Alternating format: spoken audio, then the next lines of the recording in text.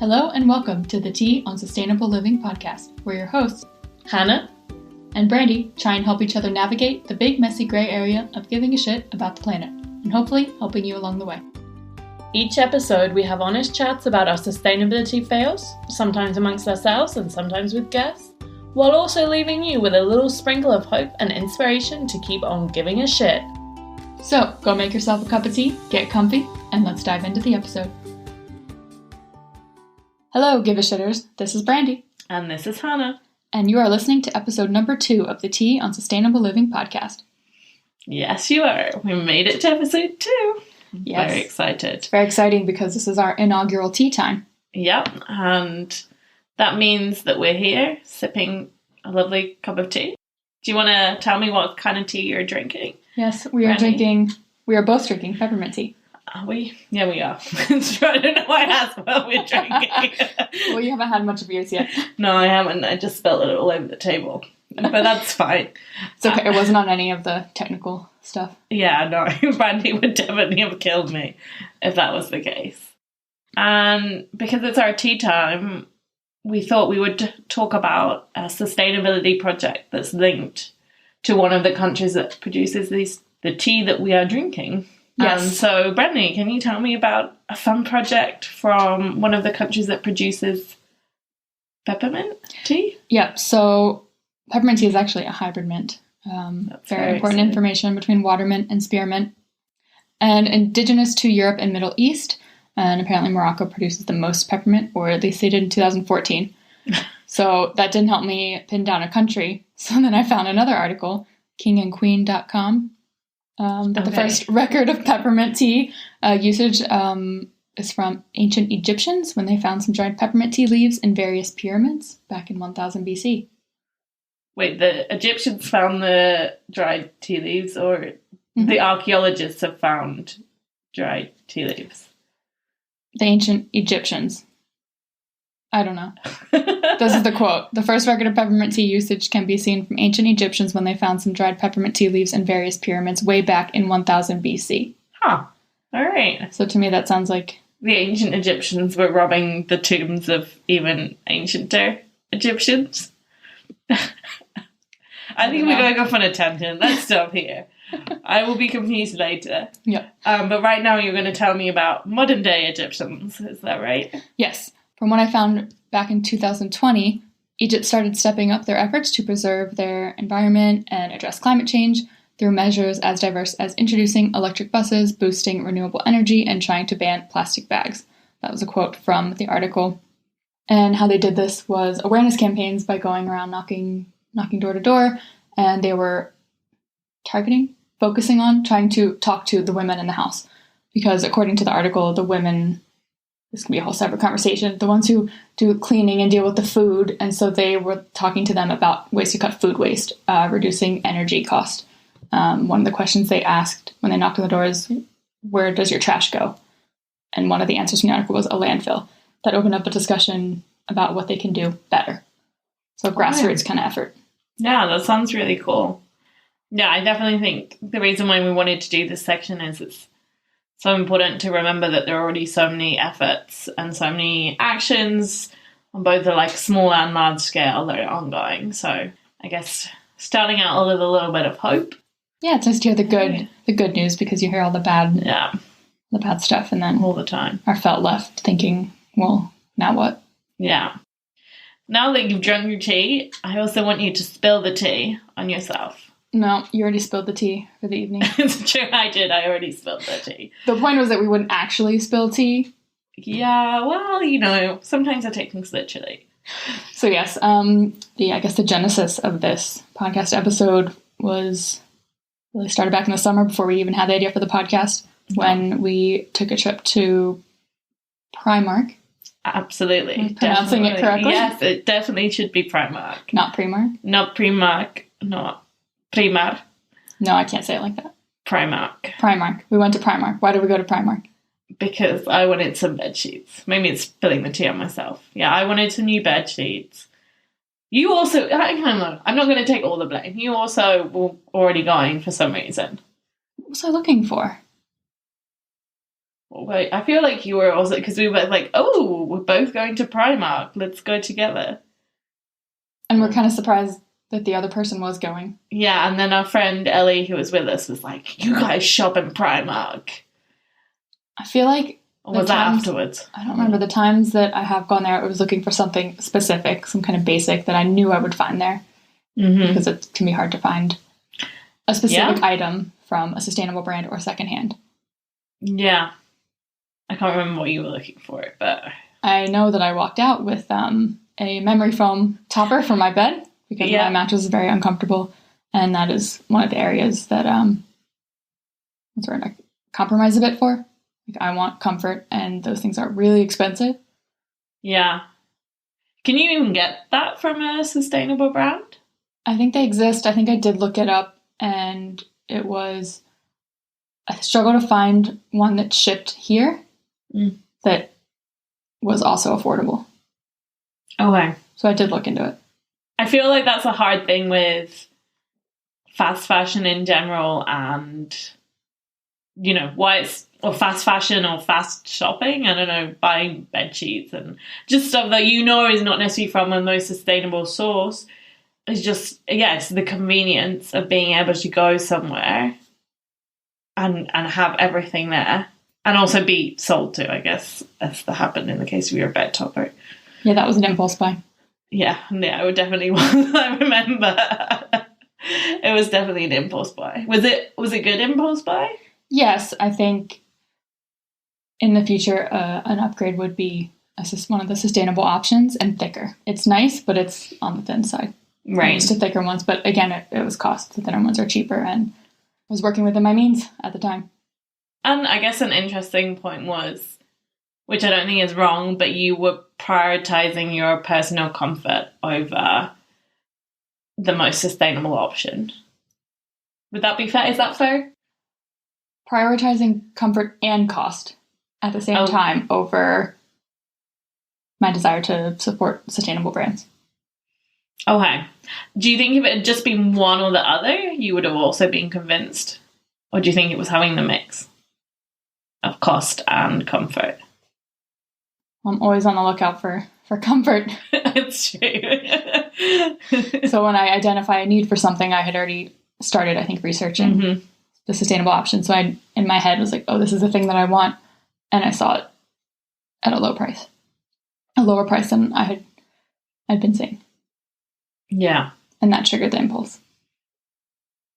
And by the way, I don't think the question wasn't, like, I don't think that's a bad thing, right? I think it's good that we identify what makes us kind of not fall into the trap. I don't think that's necessarily fair, but it's good to identify the things that pull us into making certain choices around what we buy and where we buy them, right? And how powerful those choices are in the moment, or like how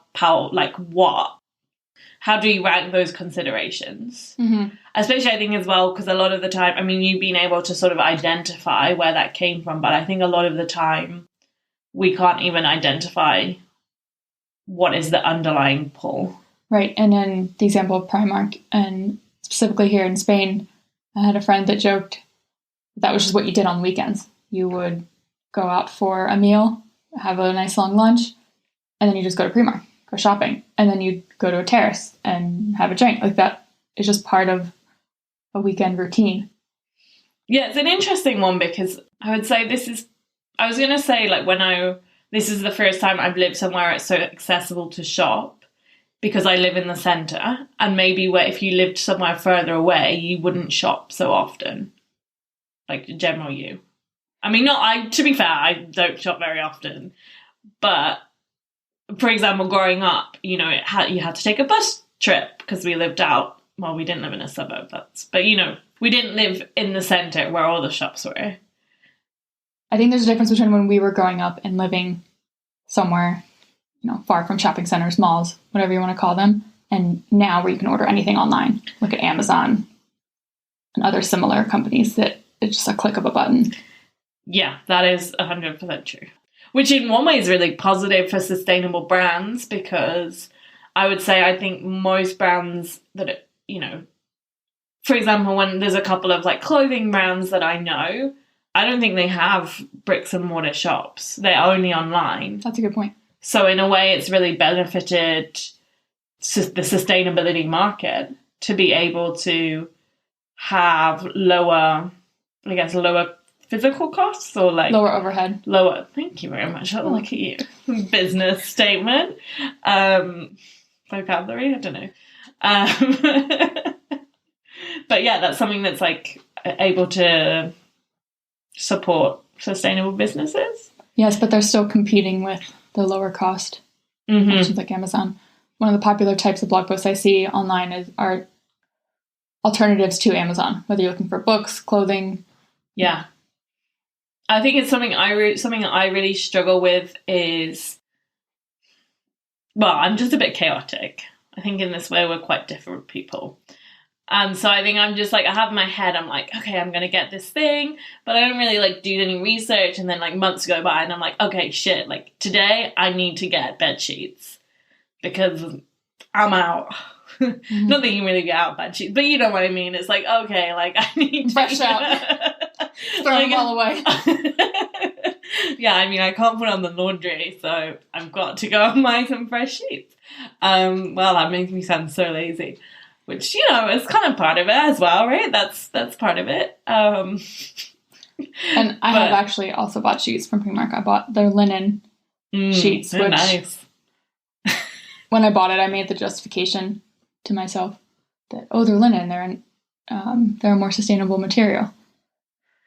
Cotton has its issues, pesticides, water use. Linen is more sustainable long term, but I didn't pay the fair price for it. Go on Etsy and look at linen sheets made in a fair, ethical way. The true cost of linen bed sheets are not the 10, 15 euros I spent on them. Yeah. A set can easily cost you over 100.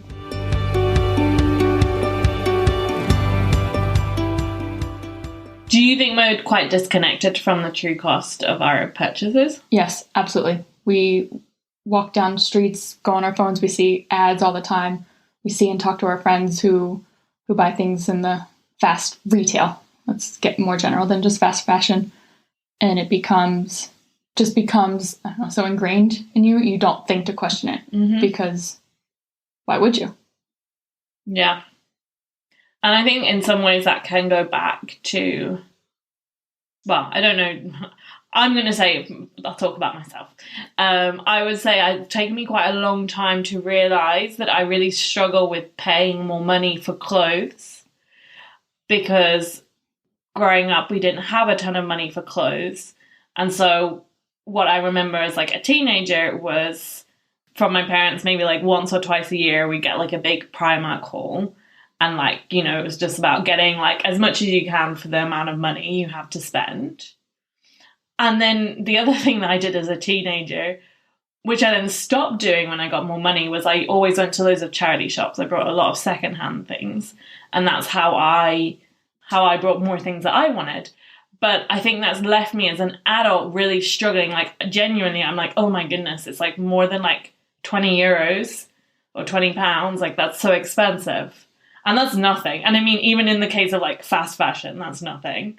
But it's that thing, there's like those kind of like, we have these emotional connections around like money and around fashion and around, like all, how we want to decorate our house. It's like all of these kind of things and then influence you in that kind of, brands are quite good at like pulling on those emotional moments and being like, okay, look, here's that thing that you want. Here's your like, bed protector thing. Here's your, linen bed sheets.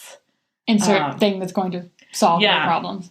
Exactly. And then, and especially when they can offer you a price point, which obviously doesn't really reflect what this item should cost, but it is within, like, it doesn't set off that trigger warning, right? I think for me, I mean, I'm working harder to raise it, but I think there's still quite like a low price bracket, which is like, oh, this is fine. And I can buy like 5 t-shirts that cost like 20 euros each, but God forbid it's 30 euros. Like now I'm like, oof, that's an expensive t-shirt, I don't really know where I'm going with this. I'm just reflecting, I guess. Help me out, branding. What am I talking about? I think how you're brought up is a huge factor into how you into your spending habits. And I think it's also an incredible privilege to live your values, but specifically in the case of Primark fast fashion, fast retail, to vote with your dollar. Mm-hmm. And the accessibility for sustainable brands like Organic Basics. I love them. I own some of the things. But yeah, it's like €50 for a t-shirt. Mm-hmm. And it's also size inclusivity. Because I think even that brand, I remember you recommended me one brand, and I looked and I was like, nothing there is going to fit me. Yeah, and Shabaz on YouTube, she ranks sustainability brands, and that was why Organic Basics didn't get top marks from her, because it was not size inclusive. Yeah. But it ticks all the other boxes. Come on, Organic Basics, if you're listening.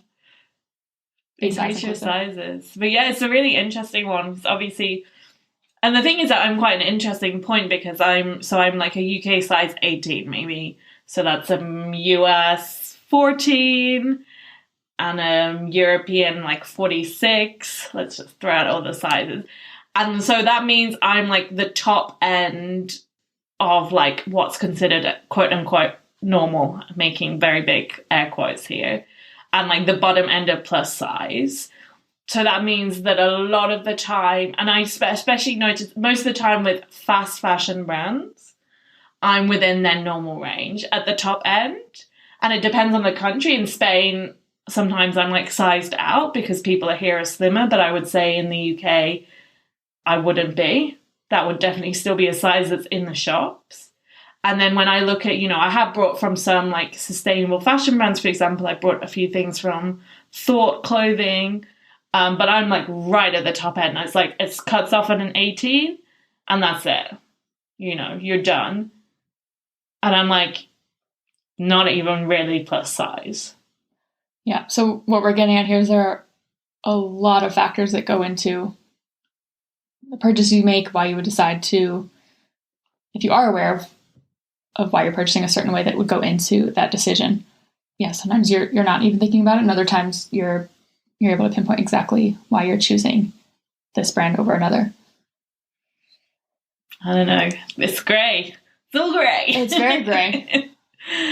It's, in the case of Primark, it's so affordable for a lot of people. It's so convenient. It's trendy, especially depending on the age group you're in, especially if you're a teenager. I remember when I was dressing like your peers is huge. If that's where they're all shopping, where they're all getting their clothes, or similar stores like Zara, H&M. Yeah. I mean, let's be real, most high street retailers are probably not ticking all the boxes. Yeah. So there's a lot working against you in making more sustainable purchases. What do you think about, well, for example, when I was in Primark last, they had a section which was very much kind of aimed at sustainable stuff, and really, I mean, it's kind of an interesting one because it's also a style thing, right? Like, I went into this section and I immediately know, oh, this is their like sustainable section. It's a lot of like whites and neutral colors and like wood and, all very minimalist. I think the prices were a little bit higher as well. Not much, still not what you would be paying if you went to a brand that was exclusively or intending to be a sustainable brand. Would you call that greenwashing? Do you think it's a good idea? How can we make businesses take it seriously? It depends. It depends on the business and what they're doing and how they're doing it. Yeah. I think in the case of Primark and these other fast fashion brands and other stores, basically anyone who sells things and is seeing this is a trend, people are starting to care more, but they can't quite afford it. I think Tiger does this too, a shop that has, random, basically like if you're in the States, a nice version of like a dollar store. Because things are more than $1. It's the variety of just random crap, basically. But they're very addictive. Yes. So all of these stores, they're seeing this trend of people caring more about the environment and wanting to vote with their dollar, but they don't have a lot of dollars. So a lot of them do use greenwashing as a way to make sales, as a way to get you to buy their product by saying, oh, look, we use this sustainable material. Well, okay, who made it? Where was it made? And why does it still cost only, 15 euros or whatever it is? Yeah. And, I think I want to try and be realistic about this. And I don't think, the high street or your online retailers aren't going to go away. So what can we do in the world we live in to sort of make retailers take that shift, make a shift in a genuine way? Is it possible? I think they need to hear from us, the customers, the consumers, and by demanding more transparency. Do you think that's an action you're going to take this week? I think I might. That's an action that I think I've been meaning to take for a long time, and I have avoided that. I don't really know why, and I've instead either not bought something or just gone with a sustainable brand. Mm-hmm. It feels like quite a high... it's an interesting one. I was going to say it feels like quite a high effort task because you have to think about what you want to write, and it also feels overwhelming. It's like, do you just who do you write to? Or who do you who do you send a tweet to? Oh my God, I'm 16. That was horrific. This is why Brandy does our social media. Follow us on Instagram at the Tea on Sustainable Living.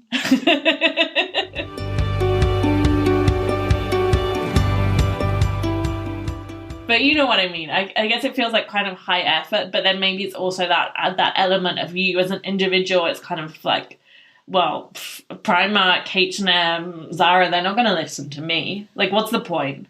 And I think for me, there's also an element of, well, I still shop there sometimes. So who am I to write to them, tweet them, and demand change, demand transparency, demand anything when I'm giving them my money? All right. So it's kind of a little bit almost being stopped by the guilt. Yeah, I think there is guilt. Yeah. Interesting. I feel like this is another episode. Yeah, definitely could be. Yeah, guilt around how we live and how that stops us, not being perfect. Okay. Yeah. But why don't we give it a go this week? And also you, the listener. Yeah, I think I'm sure there are people who have done this, blogged about it. I'm sure there are resources online for how to write to a brand. Yeah, for sure. Okay, so we're going to have a look for one. We should probably have done that before today, but whatever. Let's roll with it. We'll put it in our show notes. Yep. And we're going to each choose should we each choose a brand to contact? Yeah. And let you all know how it goes. Yeah. In a few weeks.